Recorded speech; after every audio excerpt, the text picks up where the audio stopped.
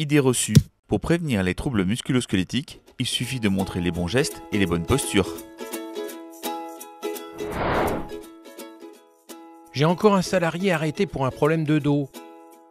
Vous faites quoi, vous, contre les TMS? Moi, j'ai réglé le problème.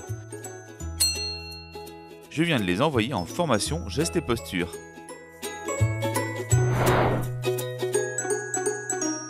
Pour prendre une charge au sol, il faut mettre ses pieds de chaque côté, se rapprocher le plus possible, garder le dos droit et plier les genoux. Mais comment je vais pouvoir garder le dos droit dans mon travail?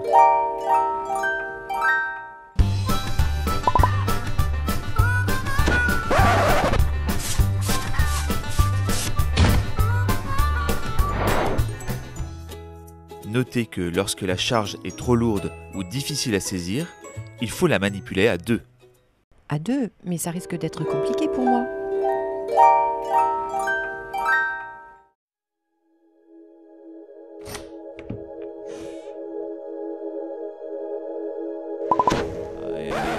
Comment vais-je pouvoir relever ce patient alors que je suis toute seule? Je vais appeler quelqu'un, mais qui? Barbara fait du reporting et réponse d'appel. Violette s'occupe déjà d'un patient. Et Vincent qui est absent. Je ne peux pourtant pas le laisser au sol. Comme un sportif, pensez à bien vous échauffer avant de prendre votre poste. Moi, je veux bien m'échauffer avant, mais est-ce que ça va être efficace dans mon travail ?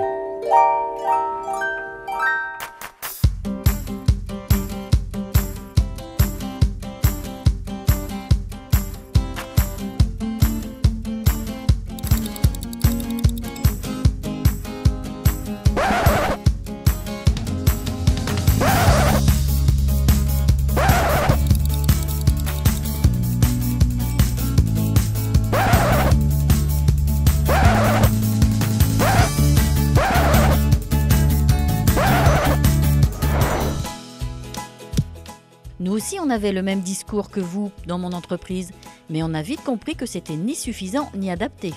Et alors? Depuis 2 ans, on a mis en place une démarche plus globale de prévention des TMS. Mais alors, vous ne vous intéressez plus aux gestes de travail ? Si, mais pas seulement. On prend aussi en compte ce qu'en dit le salarié. Un peu comme une formation PRAP, finalement? Oui, mais ça n'a été qu'un outil dans notre démarche, puisqu'on a été beaucoup plus loin. On a regardé toute l'organisation du travail, car finalement le travail, ce n'est pas que des gestes. Ça nous a amené à modifier notre façon de faire, se questionner sur les formations, et on est même allé jusqu'à repenser notre stratégie commerciale. C'est intéressant.